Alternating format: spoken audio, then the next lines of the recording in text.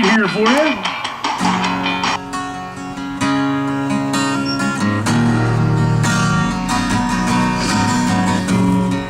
Pray for the child that makes it through, if there's any way, because the answer lies in you. They're laid to rest before they've known just what to do. The soul lost because they could never find what's his life for. What's his life for? What's his life for? What's his life for? I see your soul, it's kinda gray. You see my heart, you look away. You see my wrist, I know your pain. I know your purpose, I'm your pain. Sailor's rest because they could never find what's his life for. What's his life for? What's his life for? What's his life for? But they ain't here anymore. Don't have to sell the score, 'cause we all live under the reign of one king. But they ain't here anymore. Don't have to sell the score, 'cause we all live under the reign of one king. 'Cause we all live under the reign of one king. Okay, now tell us your name here. All right, my name's Jarold Garrett. And you an acoustic guitarist, right? Right, yep. I've been doing it since I was about 13, 14 years old. Semi-professional, been playing the Hamilton Fairfield area now for about 12, 13 years. And what got you interested in whatever got you interested in music? What was it? Did you have like any influences like as a child, like maybe your parents or grandparents? Who was like really like, was anyone into music in your family? How did you get started in it? I'm not really sure. Ever since I've been a little kid, we've always been influenced by music. My mom and dad always had music playing. But they said since I was like 2 or 3 years old, I always wanted a guitar, so they would give me guitars and I would just drag them around with me. So I don't really have any influences as far as in the family that actually played music, but I've always been influenced just by music in general. Oh, okay, so when you were growing up, like what were some of your like favorite bands and groups, singers? Geez, I liked hair bands. I really liked Cinderella, Poison, but yet I also liked George Jones and Conway Twitty. So it varies for a big spectrum. So, you know. Well, one of the interviews, I don't know, we're Facebook friends. I don't know if you've seen how many of my videos you've seen. Yeah. But I interviewed Matt Snow a while back. He's called the Cincinnati Sinatra. And he always sings Frank Sinatra music, and I've interviewed him. He was always into Frank Sinatra ever since he was a kid. He's loved Frank Sinatra. He's idolized him. And I was just wondering, like, you have that kind of strong power towards certain singers or groups. You're just like, oh, this world would not be the same without them. Well, I mean, to me, music is something that you got to feel. If you can't feel it, you're faking it. And I think if I'm faking when I'm singing to the audience, I think that they can sense that. So if I don't feel it, I can't play it. So I really got a big gig. I mean, as far as like playing and stuff like that now. My first big gig was up at the Hamilton Music Theater up on Miami Street, or up on Main Street. It was Hamilton probably Music. Okay, That's yeah, when right. Hamilton Robert was Richards. actually- yeah, that's actually when Hamilton was really booming. And that was probably one of my biggest gigs. And then I played in several different churches around the area. So, but never hit it big. But you know, as long as I enjoy it, I'll keep doing it. Well, yeah. So how was the Hamilton Music Theater like to play in? Of course, you know that was a movie theater beforehand. So, I mean, once they kind of structured it up, how it was like? How was like the? It really had a really good feel. I mean, as far as the music carried well in there. It felt good playing in there. I just wish that they would have kept it open. You know. Yeah, well, I think I've seen like 1 or 2 shows there, and it wasn't very packed. I mean, how big of an audience did you get? Really not very big because in Hamilton it's advertisement, and you know a lot of these up and coming bands just don't have the money for that, you know. And it seems like, you know, it's a grassroots movement kind of. Trying to find thoughts came to mind. She's the dad's the one that I love the most, but she rather fall behind. Now she never lets me in on the tell me where it's been, which is as much as praying. I say that I don't care, I just run my hands through her dark hair, and I pray to God you got her fly away and just let her cry. If her tears fall down like rain, let her sing. If it eases all the pain, let her go. Let her walk right out of me. And if the sun goes up tomorrow, let her be. Just let her be.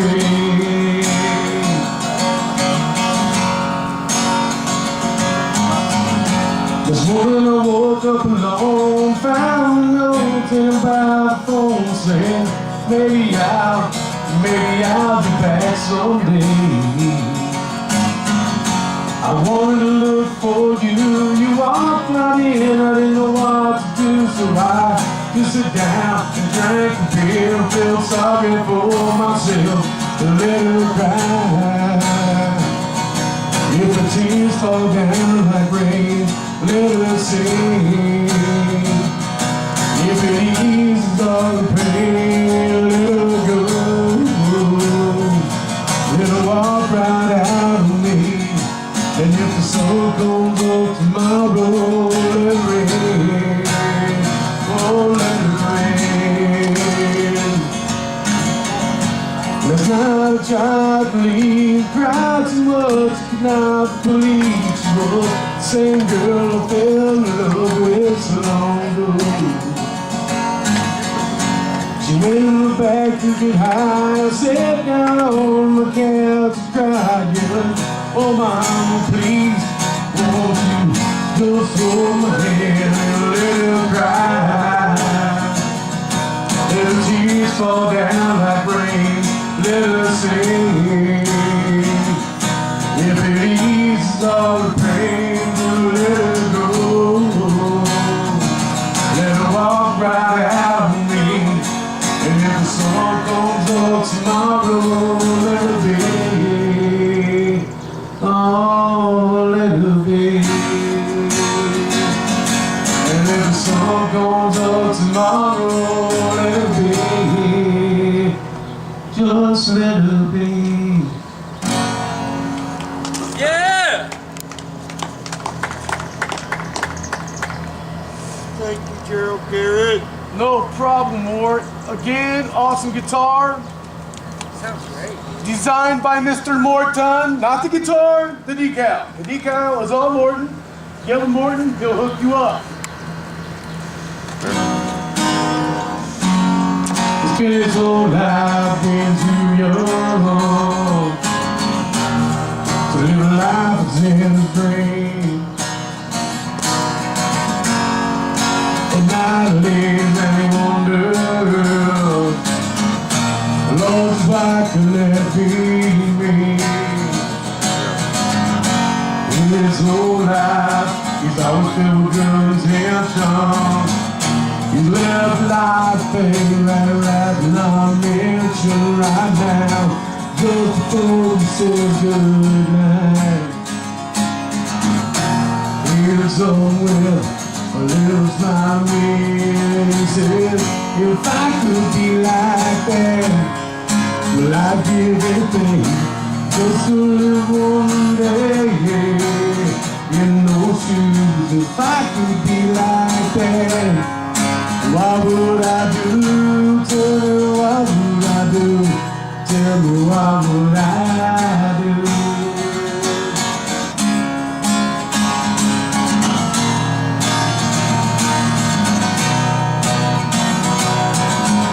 She spends days up in a little pond, watching people as they pass. The lost one's just that little piece of history. Lord's that's must mask. We'll safe home and it won't be on the quiet little street. Well, lost one's just that song to long to. That's all she needs. If I could be like that, well, I'd give anything just to live one day in those shoes. If I could be like that, what would I do? Tell me what would I do? Tell me what would I do? Cause I'm falling into blessed grace.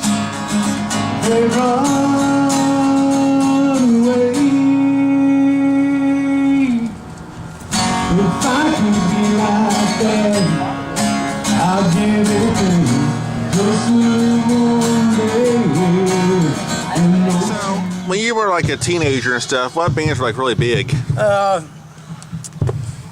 Halen, Def Leppard, Cinderella, Guns N' Roses went huge when I was a teenager. Yeah, that one actress. I know who Van Halen is. That one actress. My mom was telling me about this. The actress who's on Hot in Cleveland, Valerie Bertinelli. Oh yeah. Yeah, she was with him. They have a child together. Yeah, with the guy from Van Halen. Yeah, they have. Well, they're not together no more. But they got a child. They got a child who's grown now. Right. You know? Yeah. Look, but yeah, I was wondering, like Van Halen. What was some of your favorite Van Halen songs? Geez, that's a very good question. I don't know. I'll have to get back to you on that. Okay. Well, you know, something like you watch like a lot of MTV. I mean, they're talking about how they're talking about MTV now. I was watching this on VH1 or something. They said like MTV now is more like reality shows Yeah. and stuff like that. I guess maybe back when you were Back when I watched MTV, it was still actually music videos, and now it's not that way anymore. So we don't watch MTV. yeah. What's some of your favorite things? You like American Idol and stuff, or? I liked it when it first came on, and then after that, it just seems too rigged for me. I'm just not a reality type person to watch reality shows. What kind of difficulty has it been for you, and do you think for performers in general to like pursue this kind of career? Well, it's a labor of love. You've either got to do it because you love it, because you're not going to make money. I mean, some of the guys that are really, really good are making decent, okay money, but it's not enough to get anywhere, and it's just hard to be seen and to be heard. So, I mean, it's a labor of love. You just really got to do it because you love it. And it's also being about the right place at the right time. Absolutely. Being discovered. Absolutely. Yeah, of course, you know, with now with YouTube and stuff like that, YouTube and everything like that's out nowadays. People Right. Justin Bieber got like noticed from posting videos on Right. YouTube, so it's easier than it was. Yeah. So, Yeah. but I was wondering, like, you said that he went to music theater. Was there like a memorable performance to you that really stood out in your mind? Like, was there like one that was just like a really great performance? Where you really impressed the crowd? It was actually last year here at the Pumpkin Festival over here. the whole place was packed, and it's just that everyone enjoyed it so much. And the thing for me as a performer, when I see emotion in another person, I actually seen this woman, she just started crying, and it just touched me to see that she was touched by the song. So I mean, from my viewpoint of it, it's just it's something with the heart. It's just like a connection. Yeah, like are you married? Do you have any children? I have 3 children. I've got a 19-year-old, a 17-year-old, and a 6-year-old.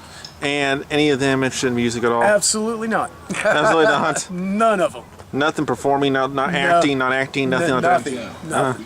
What's their labor of love? So what are those days? I don't think they have one yet. I think they're still searching for it. Oh, okay. They'll stumble across it eventually. They'll have no choice eventually, right? Yeah. But I was wondering, like, have you, like, how many shows have you taken them to, like, your kids? Oh. Since 2 of them are practically grown now. Right. I mean, kind of, Those 2 I've taken to 3 or 4 shows, from country to rock shows, but they go just to be able to go, but they don't enjoy it because it's not their kind of music. See, I'm 41, so to them I'm old school. So a 6-year-old would probably take more. Right, yeah. He doesn't mind. He doesn't care where he goes. That's it. I was wondering, you like Poison and stuff like that. Mm-hmm. Now, what was about them that really struck you as a good group? C.C. DeVille, the lead guitarist. That's what got my attention. That guy can play guitar like no other. And I really think he's really, really underrated, but he was a great guitarist. And that's what really got me into music.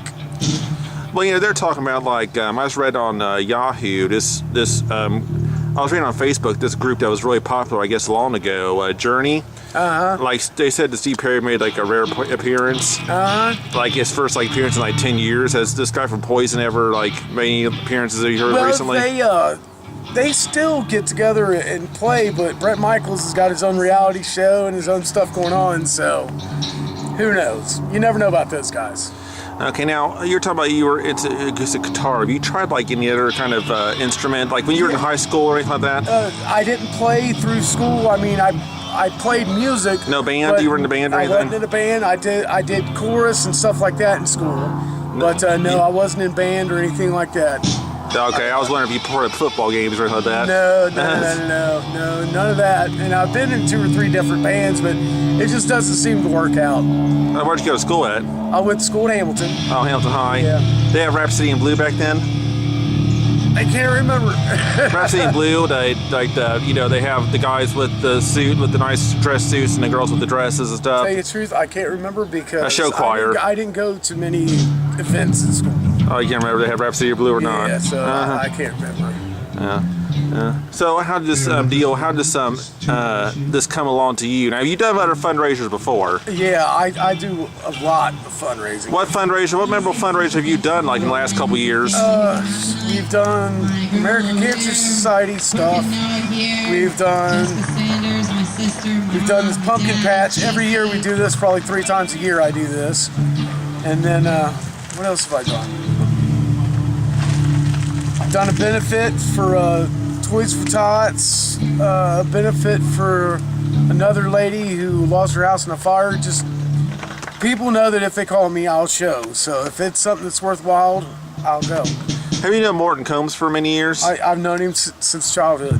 Okay, so it wasn't a very difficult job getting you to come, has it? No, not. He just called you up, and this event came on. Now, how did he get this event? Do you know? I mean, and how did he get you to get? Morton, with Morton, anything is possible. So I'll just leave it at this: Morton is a great guy, and you're gonna have to get all the tough questions answered by him. Oh yeah.